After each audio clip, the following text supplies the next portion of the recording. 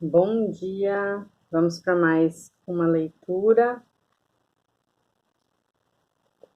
Ontem paramos na página 354, segundo Samuel 17. Aquitofel disse a Absalão: Deixa-me escolher 2.000 homens, irei ainda esta noite perseguir Davi e assaltá-lo-ei no momento em que estiver extenuado de fadiga, provocarei o pânico e todos os que estão com ele fugirão. O rei ficará sozinho, então o ferirei e te reconduzirei todo o povo, assim como a esposa volta para seu esposo. E só um homem que procuras, e todo o povo estará em paz. Este conselho agradou a Absalão e a todos os anciões de Israel. No entanto, Absalão disse: Chamai Cusai, o Araquita, e ouçamos também o que ele diz. Chegando Cusai, Absalão disse-lhe: Eis o que propôs Aquitofel. Faremos o que ele disse? Se não, fala por tua vez. Desta vez, respondeu Cusai, o conselho de Aquitofel não é bom. Tu sabes, ajuntou ele, que teu pai e seus homens são valentes e estão furiosos com a ursa a quem roubaram a cria na estepe. Teu pai é um guerreiro, ele não passará a noite com o exército. Ele deve estar agora escondido em alguma gruta ou em qualquer outro lugar. E se vier a cair desde o começo alguns do nosso exército, isto irá publicado, isto será publicado e dir-se-á: houve uma derrota no partido de Absalão. Então, mesmo o mais valente desanimaria, ainda que tivesse um coração de leão, pois todo Israel sabe que o teu pai é um herói, e que este, acompanhado de homens valentes, eis o meu conselho: que se mobilize todo Israel, desde Dan até Berzabeia, e se reúnam junto a ti, tão numerosos como os grãos da areia da praia do mar, indo tu mesmo no meio deles. Atingi-lo-emos em qualquer lugar onde esteja, caindo contra ele, como o orvalho cai sobre a terra, e não deixaremos vivos nem ele, nem homem algum dos que estão com ele. Se refugiar em alguma cidade, todo Israel trará cordas a essa cidade e o arrastaremos até a torrente, de maneira que não fique dela uma só pedra. Absalão e todos os israelitas acharam o conselho de Cusai melhor que o de Aquitofel. O Senhor decidirá frustrar o bom conselho de Aquitofel a fim de trazer a desgraça sobre Absalão. Cusai disse aos sacerdotes Sadoque e Abiatar: Aquitofel aconselhou Absalão e aos anciões de Israel deste modo. Eu, porém, aconselhei assim e assim. Mandai, pois, imediatamente a Davi esta mensagem: Não fiques esta noite nas planícies do deserto, mas atravessa-o sem demora. Não suceda que sejam exterminados o rei e todo o povo que está com ele. Jonatas e Aquimas estavam em Rogel. Uma criada foi dar-lhe as notícias que eles mesmo levariam ao rei Davi, porque não deveriam ser vistos entrando na cidade. Mas um jovem os viu e avisou Absalão. Eles, porém, partiram com toda a pressa e entraram na casa de um homem em Baurim. Havia uma cisterna no pátio onde se esconderam e a mulher cobriu com tampa sobre a cisterna, espalhando por cima grãos socados. De sorte, não se notava coisa alguma. Os enviados de Absalão entraram na casa desta mulher e disseram: Onde estão Aquimaas e Jonatas? Ela respondeu: Atravessaram o regato. Puseram-se a procurar, mas não encontraram ninguém. Voltaram para Jerusalém. Depois que partiram, saíram os jovens da cisterna e foram levar a notícia ao rei Davi, dizendo: Ide, passai depressa as águas, porque Aquitofel deu o seguinte conselho contra vós. Davi partiu com todos os seus homens e passaram o Jordão. Ao amanhecer, não havia um só homem que não tivesse atravessado o rio. Aquitofel, vendo que seu conselho não fora seguido, selou o seu jumento e tomou o caminho de sua casa na sua cidade, pôs em ordem seus negócios e enforcou-se. Morto, foi enterrado no túmulo do seu pai. Tem um asterisco aqui, explica: a Bíblia não conhece outro caso de suicídio salvo os casos de homens vencidos na guerra. Guerra entre Davi e Absalão.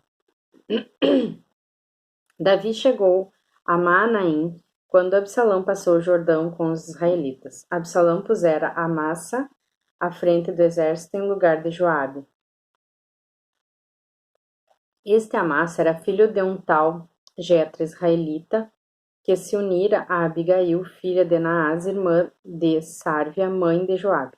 Os israelitas e Absalão acompanharam na terra de Galaade.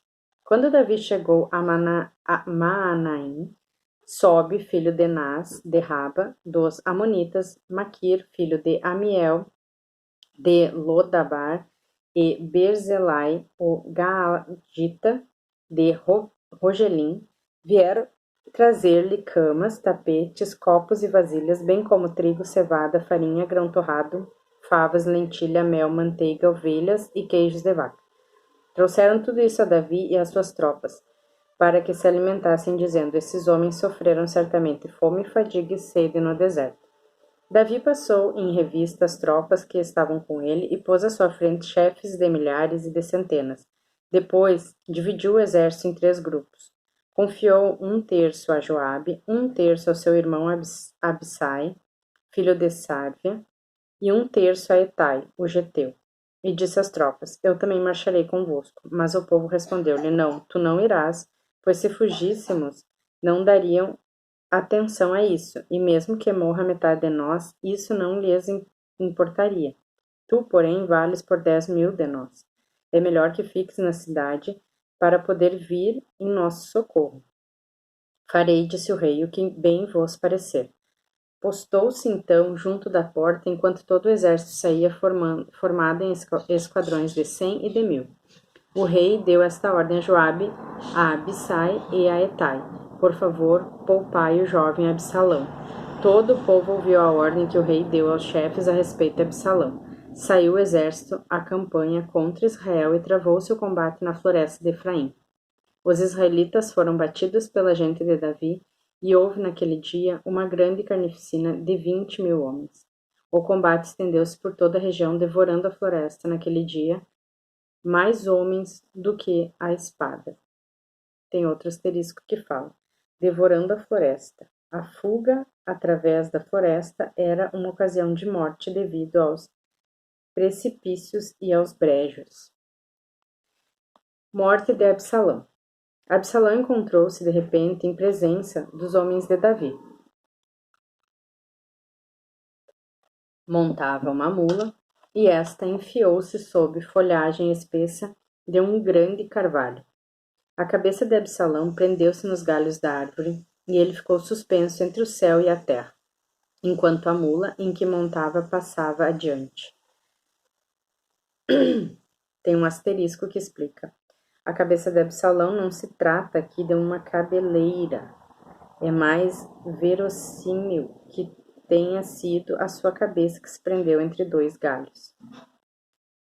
Vendo isto, um homem informou a Joabe, dizendo: eu vi Absalão suspenso a um carvalho. Se o viste, respondeu Joabe ao mensageiro, por que não o abandonaste no mesmo lugar? Eu me sentiria no dever de dar-te 10 silos de prata e um cinturão.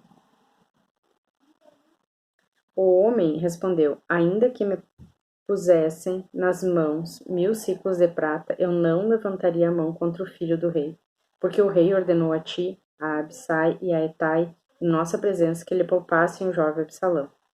E se eu tivesse cometido este atentado contra a vida do jovem, nada se ocultaria ao rei, e tu mesmo te terias equivocado. Joabe disse: não tenho tempo a perder contigo. Tomou então 3 dardos na mão e plantou-os no coração de Absalão.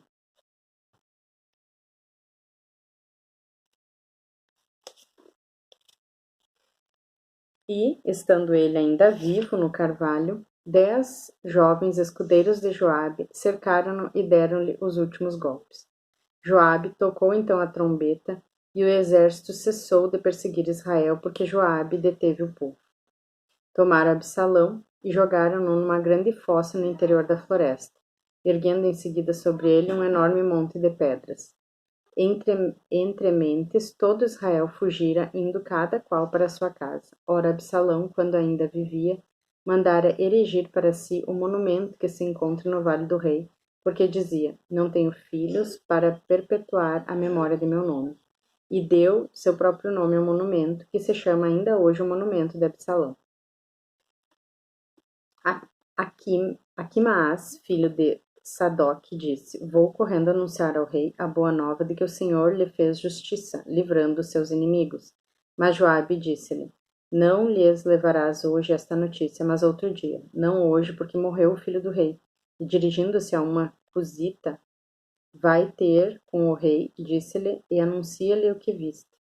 O cusita prostrou-se diante de Joabe e partiu correndo. Aquimaas, porém, filho de Sadoc, insistiu: seja como for, mas deixa-me ir também atrás do cusita. E Joabe: por que queres correr, meu filho? Esta mensagem de nada te aproveitaria. Em todo caso, eu correrei. Corre, disse Joabe. Aquimaas foi correndo pelo caminho da planície e passou à frente do cusita. Davi estava sentado entre as duas portas. A sentinela que tinha subido ao terraço da porta sobre a muralha levantou os olhos e viu um homem que vinha correndo sozinho.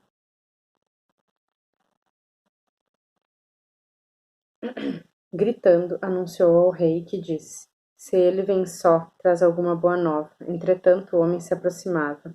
A sentinela viu então outro homem que corria e gritou do alto da porta: vejo outro homem que vem correndo sozinho também. Este traz alguma boa nova. A sentinela, pela maneira de correr do primeiro, só pode ser Aquimaas, filho de Sadoc, o rei. É um homem de bem, traz boas notícias. Aquimaas, chegando, disse ao rei: salve. E prostrou-se diante dele, com a face por terra. Depois ajuntou: bendito seja o Senhor teu Deus, que te entregou aos homens que ergueram a mão contra o rei meu senhor. O rei disse: tudo vai bem para o jovem Absalão? Eu vi um grande tumulto, respondeu Aquimaas, no momento em que Joabe enviava o teu servo, mas ignoro o que se tenha passado. O rei disse-lhe: põe-te aqui ao lado e espera. Ele afastou-se e esperou ali. Então chegou o cusita, dizendo: saiba o rei, meu senhor, da boa nova. O senhor te fez hoje justiça contra todos os que se tinham revoltado contra ti. O rei disse ao cusita: tudo vai bem para o jovem Absalão? E o cusita respondeu: seja como este jovem, os inimigos do rei, meu senhor, e todos os que levantaram contra ti, para te fazer mal. Então o rei, comoveu-se, subiu ao quarto que estava por cima da porta e pôs-se a chorar. E enquanto ia, dizia assim: meu filho Absalão, meu filho Absalão, por que não morri em teu lugar? Absalão, meu filho, meu filho. 19. E foram dizer a Joabe: eis que o rei chora e se lamenta por causa de Absalão. E a vitória se transformou em um luto naquele dia para todo o exército, porque o povo ouvira dizer que o rei estava acabrunhado de dor por causa de seu filho. Por isso o exército entrou na cidade em silêncio, como faria um exército coberto de vergonha por ter fugido ao combate. Entretanto, o rei, cobrindo a cabeça, dizia em alta voz: meu filho Absalão, Absalão, meu filho, meu filho. Veio então Joabe à casa do rei e disse-lhe: tu cobres hoje de confusão a face de todos os teus servos que salvaram a tua vida, a vida dos teus filhos e filhas, de tuas mulheres e concubinas. Tu amas os que te odeiam e odeias os que te amam, e mostra que os teus chefes e teus servos nada valem para ti. Estou vendo que te darias por satisfeito se Absalão vivesse e nós fôssemos todos mortos. Vamos, sai e dirige aos teus servos palavras de reconforto, pois jura-te por Deus que não o fizerdes, não ficará contigo esta noite algum homem algum. E isto seria para ti uma desgraça maior do que todas as que vierem sobre ti desde a tua juventude. Então levantou-se o rei e foi sentar-se à porta. Foi avisado a todo o exército: eis que o rei está sentado à porta, e todo o exército veio apresentar-se a ele. Volta de Davi. Os israelitas tinham fugido cada qual para sua casa. Em todas as tribos se discutia, dizendo: o rei que nos salvará das mãos de nossos inimigos e da mão dos filisteus agora teve de fugir da terra diante de Absalão. Ora, Absalão, a quem tínhamos sagrado rei sobre nós, morreu no combate. Por que tardais em fazer voltar o rei? E chegou aos ouvidos do rei o que se dizia em todo Israel. O rei Davi mandou os sacerdotes Sadoc e Abiatar a seguinte mensagem: Eis o que direis aos anciões de Judá, porque seríeis vós os últimos a reconduzir o rei para a sua casa? Vós sois meus irmãos, meus ossos e minha carne. Por que seríeis vós os últimos a reconduzir o rei?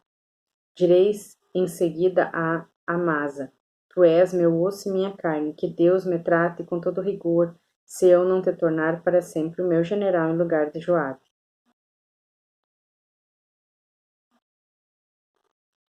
Joabe caiu em desagrado ao rei por ter assassinado seu filho. Todos os homens de Judá sentiram unanimemente em seu coração voltar-se para o rei e mandaram-lhe dizer: Volta com todos os teus. O rei voltou, chegando ao Jordão, eis que todo Judá tinha acorrido a Galgal para lhe ir ao encontro e fazer-lhe passar o Jordão. Indulgência de Davi.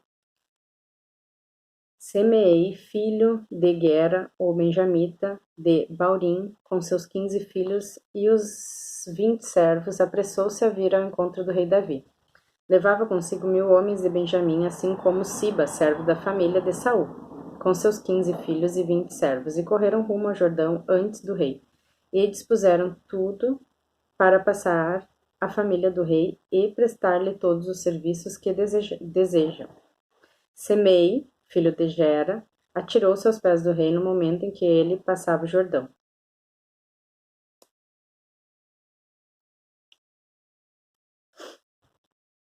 E disse-lhe: Que o meu senhor não me impute culpa, nem guarde em seu coração a lembrança do crime que cometeu o teu servo no dia em que o rei meu senhor deixou Jerusalém. Teu servo reconhece o seu pecado, e por isso vim hoje, o primeiro de toda a casa de José, ao encontro do rei meu senhor. Abissai, filho de Sárvia, tomou a palavra. Não se deverá antes matar Semei por ter amaldiçoado o ungido do Senhor? Que eu tenho convosco, ó filhos de Sárvia, respondeu Davi, para que vos comporteis no dia de hoje como meus inimigos? Porventura um só israelita há de ser morto num dia como de hoje? Ignora acaso que agora sou rei de Israel?